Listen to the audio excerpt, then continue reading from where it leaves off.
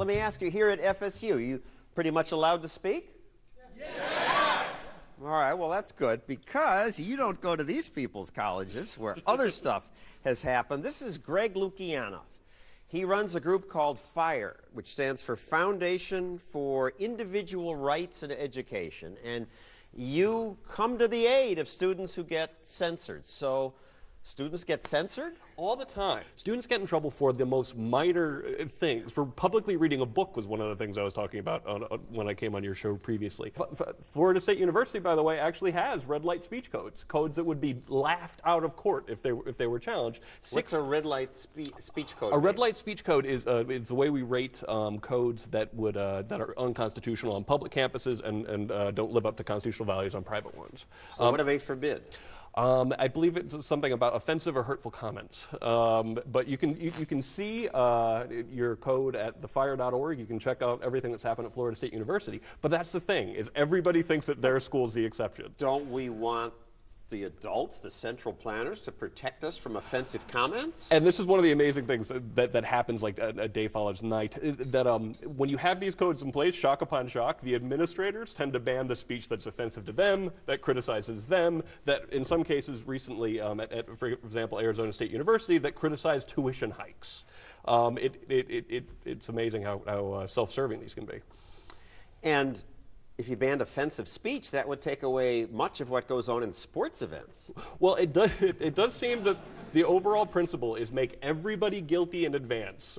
Pass a code that's so broad that every single one of you is guilty, and then leave it up to an administrator to decide who they're going to punish.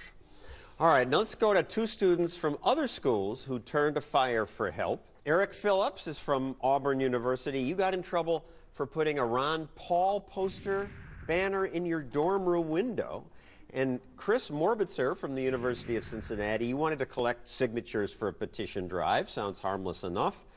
But your group was told you could only do it in a free speech zone. What's a free speech zone? The free speech zone, it's a corner of the campus that they only allow demonstrations, pickets, or rallies to occur. And it's not exactly a well-traveled part of campus. We stood there trying to get signatures for half an hour, and six people You were getting by. signatures for a right-to-work drive. That's correct. It's in Ohio, we can gather signatures to put an issue on the ballot, and this one was right to work. Well, we called your university, and an official said he wanted to do something on very short notice. Activities involve resources, so we've got to schedule the resources. That's what they told me. And they said, well, allow it this time, even though you asked within our 5 business day waiting period, but that if you do it again, you're going to be denied. And if you do it and you're denied and you do it anyway, public safety will be contacted. And they only said you could do it this time after you got FIRE to help? That's correct. And it's funny because they keep on changing their stories. First of all, they said that you'll be arrested for trespassing if you actually try to engage in free speech on campus. Then they claim that, no, this is only for people who are off campus. No, and then they tried to make the argument that it was only for evangelical preachers. And I'm like, so you're trying to defend your unconstitutional policy by making it more unconstitutional. Very interesting strategy. Their response, we're not here as an entity of the state of Ohio to provide a free speech forum. That's not our mission. Our mission is to offer classes. Well, I could see some universities saying that sounds reasonable. Yep. And it is funny because I feel like this is what administrators are doing. They're duping students into agreeing to terms that censor themselves. They're basically saying, in your own interest, we're going to limit, for example, Texas Tech University had one gazebo, one 20-foot wide gazebo for all 28,000 students at that university as the only place they could engage in free speech activities. The idea that's the minimum they have to do to protect classes is just nonsense. So you have a ranking of the 10 worst colleges for free speech. You put his school on it. Yep. You take any heat from that, or are students okay with, or do they even know about it? Oh, they know about it. As soon as that list hit, I think it was Huffington Post. Boy, that was all over Facebook. I think 20 of my friends heard about it before I even knew about it. Eric, you wanted to put up a Ron Paul banner.